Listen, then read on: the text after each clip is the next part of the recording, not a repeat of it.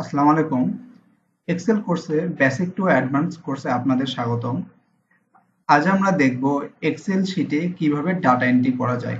তো আমাদের প্রত্যেকটা যে মাউসের কার্সর যেগুলো আমরা ক্লিক করতেছি প্রত্যেকটা এগুলোকে সেল বলে। সেল থেকে আমরা ডাটা এন্ট্রি করব। তো ডাটা এন্ট্রি করার জন্য আমরা এখানে ক্লিক করব। এখন আমরা যে একটা টেবিল বানাবো, ডাটা এন্ট্রি করব টেবিল বানানোর জন্য।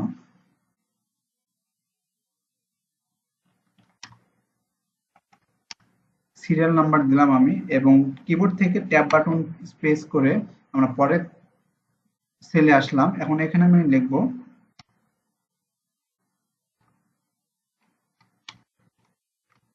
Product name. দেখেন প্রোডাক্ট নেম, পরে ট্যাব বাটন প্রেস করলাম। এখন আমি লিখব এখানে কোয়ান্টিটি কোয়ান্টিটি এবং purchase price purchase price tab button press করে সেল প্রাইস,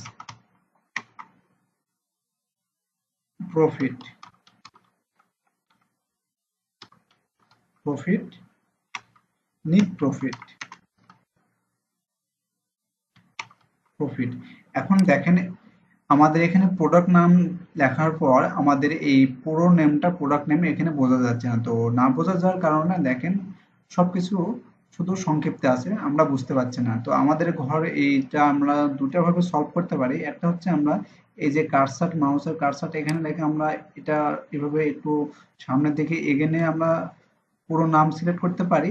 আবার আমরা সিলেক্ট করতে পারি কলাম বি, সি, ডি, ই, এফ, জি। আমরা যতটা কলাম করব ঠিক কলাম প্রত্যেকটা কলাম সিলেক্ট করে আমরা যে কোনো একটা মাউসের কার্সারটি রেখে কর্নারে আমরা ডাবল ক্লিক করলে আমাদের আমাদের লেখা অনুযায়ী ঘরগুলো সিলেক্ট হয়ে যাবে। আশা করি আপনারা এটুকু বুঝতে পারছেন কিভাবে আপনারা ডাটা এন্ট্রি করার পর কলামগুলো সিলেক্ট করবেন। এখন আমাদের কলাম সিলেক্ট ডাটা এন্ট্রি হয়ে গেছে। এখন আমরা চাচ্ছি লেখাটা আমরা বোল্ড করার জন্য। তো বোল্ড করার জন্য আমরা লেখাগুলো সিলেক্ট করব। সিলেক্ট করে এই যে এই অপশন থেকে আমরা ফন্ট গ্রুপ থেকে আমরা বি এ ক্লিক করলে বোল্ড হবে আমাদের লেখা।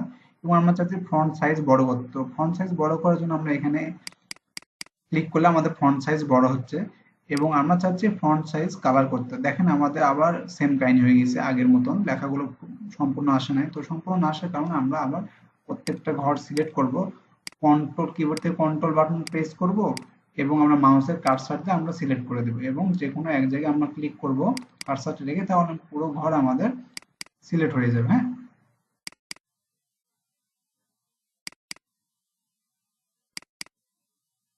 তো আমাদের পুরো ঘর সিলেক্ট হয়ে গেছে। এখন আমরা চাচ্ছি বোল্ড করাবো না, আমরা ব্যাকগ্রাউন্ড কালার। তো ব্যাকগ্রাউন্ড কালার দেওয়ার জন্য আমরা এই যে এটা ব্যাকগ্রাউন্ড কালার, এখানে আমরা ফিল কালার সিলেক্ট করব। ফিল কালার সিলেক্ট করে আমরা এখান থেকে যে কোনো একটা কালার দিতে পারবো। তো ধরুন আমরা এই কালার দিলাম এবং আমাদের ফন্ট কালার এখন আমরা চাচ্ছি সাদা করব, ব্ল্যাক কালার না থেকে আমরা সাদা করব। তো আবার আমরা এটা সিলেক্ট করব। সিলেক্ট করে আমরা এই যে ফন্ট কালার, এটা ফন্ট কালারে আমরা এখানে ক্লিক করব। ক্লিক করে আমরা এখান থেকে হোয়াইট কালার দিয়ে দেবো। তাহলে দেখেন আমাদের হোয়াইট কালার হয়ে গেছে ফন্ট কালার। আমরা খুব সহজে আমরা সিরিয়াল নাম্বার দিলাম, প্রোডাক্ট নেম দিলাম, কোয়ান্টিটি দিলাম, পার্সেস প্রাইস দিলাম, সেলস দিলাম, প্রফিট দিলাম, নেট প্রফিট দিলাম, আমরা একটা রিপোর্ট তৈরি করার জন্য দিলাম। এখন আমরা চাচ্ছি যে আমরা উপরে এখানে লিখবো আমাদের কোম্পানি নেম। ধরুন আমার কোম্পানির নেম হচ্ছে উজ্জ্বল হোসেন কোম্পানি, কোম্পানি লিমিটেড। হ্যাঁ, তো আমি এখানে সিএম দিলাম,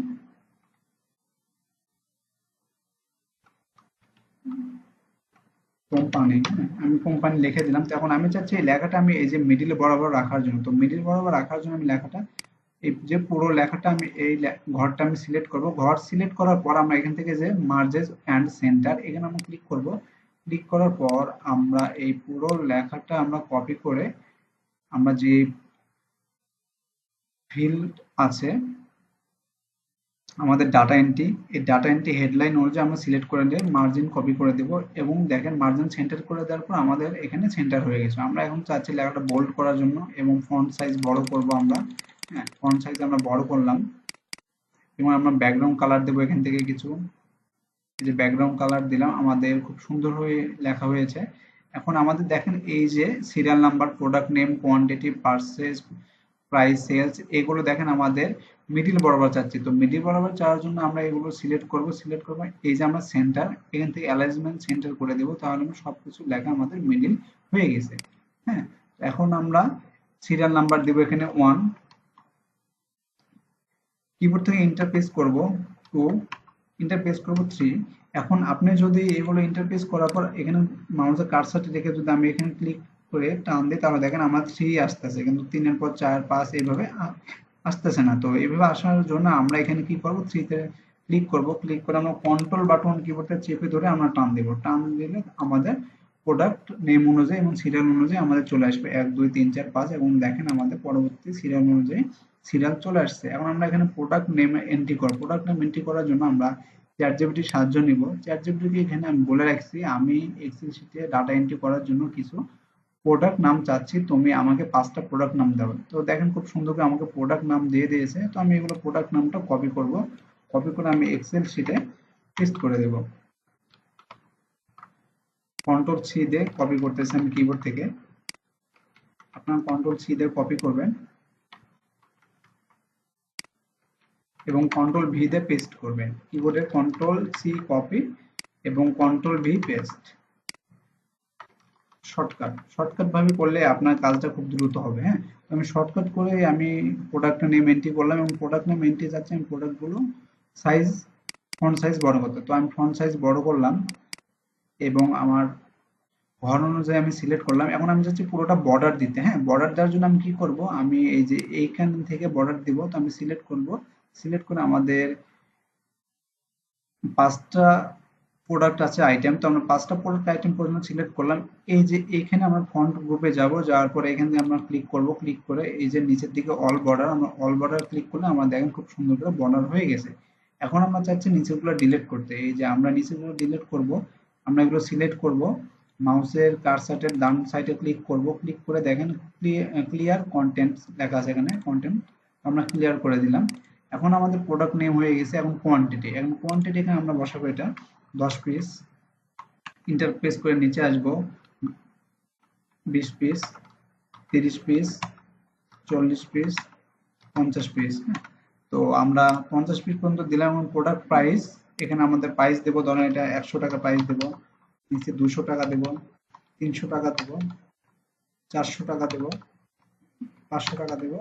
হ্যাঁ, আমাদের প্রোডাক্ট প্রাইস রেটও দিলাম, আমরা পার্সেল রেট দিলাম। আমরা এখন সেলস রেট আমরা কত পরিমাণে সেলস করবো সেই সেলস রেট দিব, ধরুন আমরা এখানে দিলাম 150 টাকা, 250 টাকা,